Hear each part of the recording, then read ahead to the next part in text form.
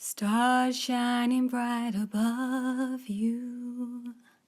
Night breezes seem to whisper, I love you. Birds singing in the sycamore tree. Dream a little dream of me.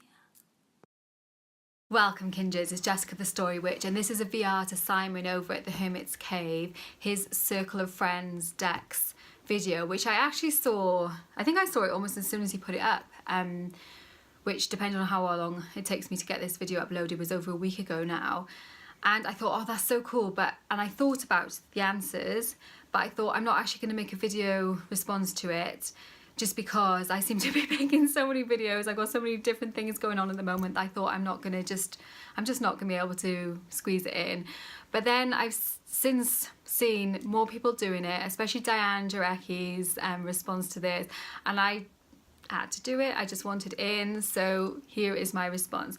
I'll link Simon's video and Diane's video down below. And the kind of premise of the tag is, it kind of started off because Simon was thinking about that whole kind of personification of decks. So some people talk about their decks as if they are actually people, you know, they'll call them he or she perhaps, or they will they'll talk about them in a way which suggests they are more than just a stack of card with images printed on them, which is an interesting concept in itself. But then Simon's taken it a little bit further and talked and kind of made a tag about if you had to categorize your decks as a kind of circle of friends, you know, what deck represents each kind of friend you might have. And the categories he has is the brutally honest confidant, the wise mentor, the polar opposite, the funny one, and the loyal best friend. So those are the categories that Simon gave, and Diane kind of played around a little bit with those because she likes to do that kind of thing. She added in spiritual mentor as well as wise mentor, which I'm not sure, I might also do the same. But yeah, I thought it was cool, and I have been thinking about it, like I said, for a little while. So here goes. I'll try and do it as quickly and kind of seamlessly as I possibly can. So the brutally honest confidant for me is the Wild Unknown. When I first saw this deck, I saw the kind of indie deck and I was like, nah, that's not my kind of thing at all. And then I saw the mass market edition. I kept seeing people using this deck, especially on like social media. It's so like gorgeously photographed. It's really like an Instagrammable deck. And I kind of thought it was going to be a little bit like great to look at but not great to work with. I know I've talked about this before, but what I've actually found is that this deck really does not pull any punches. It tells you exactly what you need to hear rather than what you want to hear, and it has given me more kicks up the arse in the kind of relatively short time I've had it than any other deck. The imagery kind of does leave a gap for interpretation, which just invites the right intuition, the right kind of hits to come to you, and great for reading for other people. Also, I find it really great for reading, you know, to myself. It's that deck that I would definitely ask only when I was feeling brave enough. Those really kind of hard questions, because I know it's going to tell me the truth and it's definitely not going to pull any punches. So yeah, that is my brutally honest confidant deck. And then the second category is the wise mentor, and for that I have chosen Chrysalis Tarot.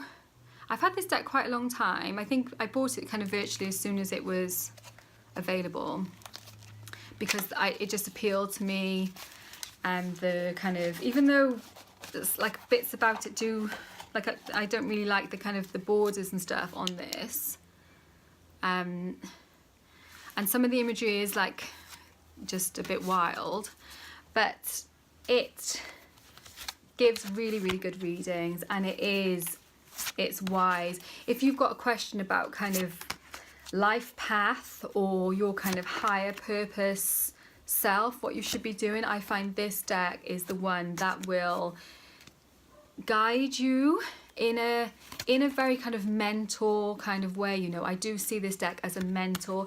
It supports me and it takes me by the hand and says, look, you're doing this great, but this is where you need to be moving along to. You know, this deck is that kind of protective, nurturing, but always stretching, always taking me on to the next level.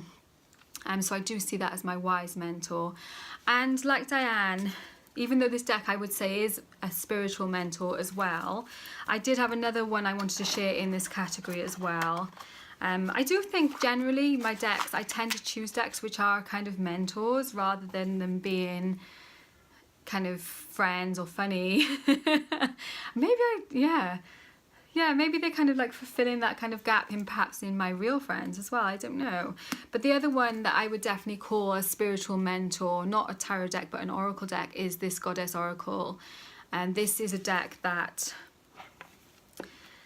it is extremely, like I say again, it's extremely nurturing, but it's not afraid to cover any topic, you know. It will go sexuality, death, all of the kind of taboo stuff, and it will give really exactly what you need at a particular moment in time. So that is my kind of spiritual stroke wise mentor. I see both of those decks as kind of fulfilling that wise and spiritual category, really. So I'm kind of cheating, I know. It's hard, you know. How do you pick between your friends? And then the polar opposite, the deck which is kind of like that person that you're like, why would we be friends? But somehow it just works, you know. And the deck that is that for me is this. It's Doreen Virtue's Angel Tarot. I resisted buying this deck because I was just like, there's no way I want an Angel Tarot deck. But somehow the energy of this deck, despite its like kind of gearish artwork and the kind of slight night swashing with the descriptions in the book and things like that that go with it, this deck is,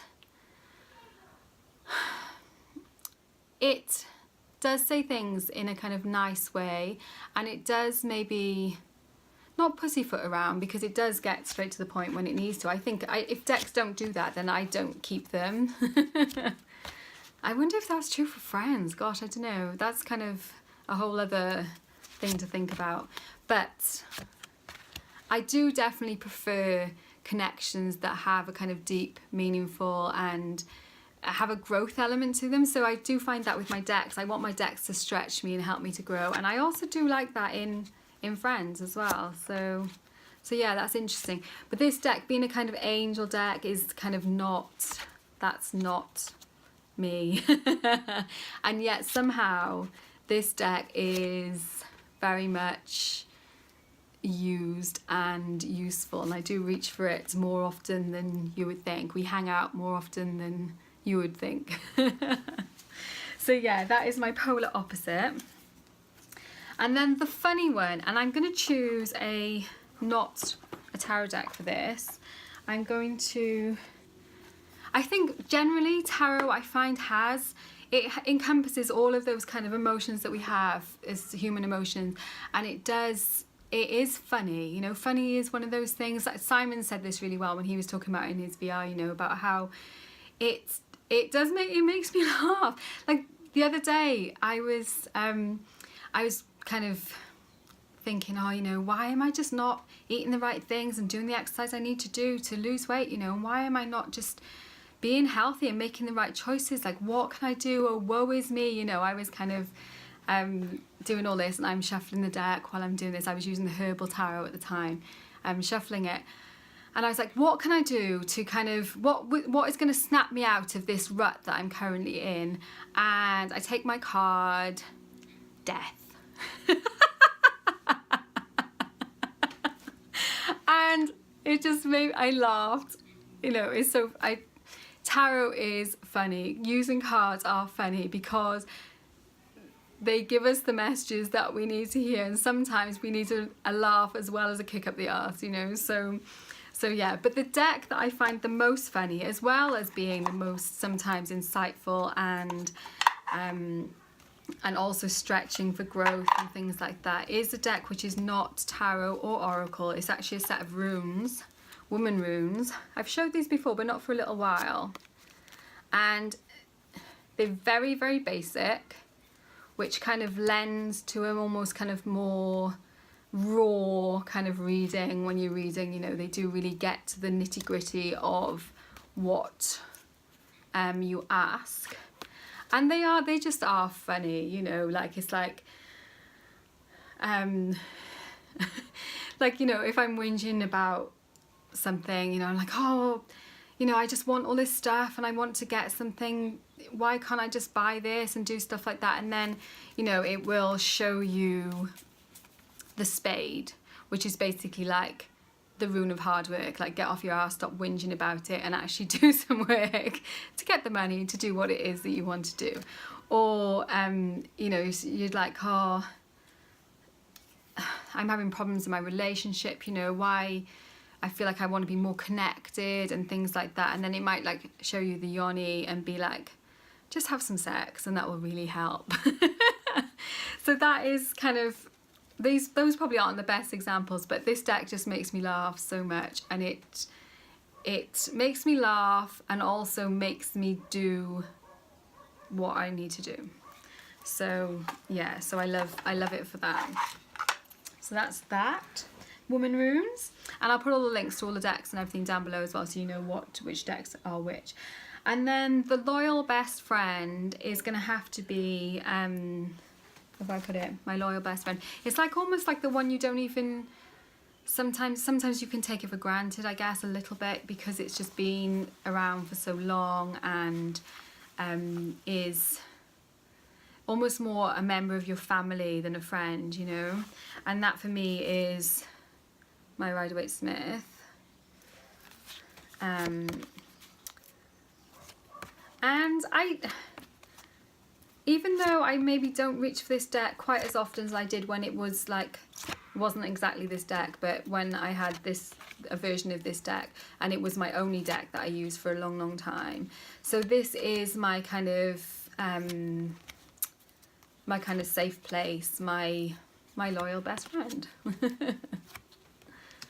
I know, you have all seen these images many times before, I don't even really need to show them. So that was my VR to Simon at Hermit's Cave, my circle of friends. And I love that kind of idea of seeing the decks as friends and kind of personifying them in that, not just personifying them as talking about them as people, but personifying them in like, if they were a person, what kind of qualities would they have? That was a really cool way of looking at it. So thank you for that, Simon. And I'll link all that video, and like I said, Diane's, which I really enjoyed as well, down below. Thanks so much for watching, guys. Warmest blessings, and I will see you very soon.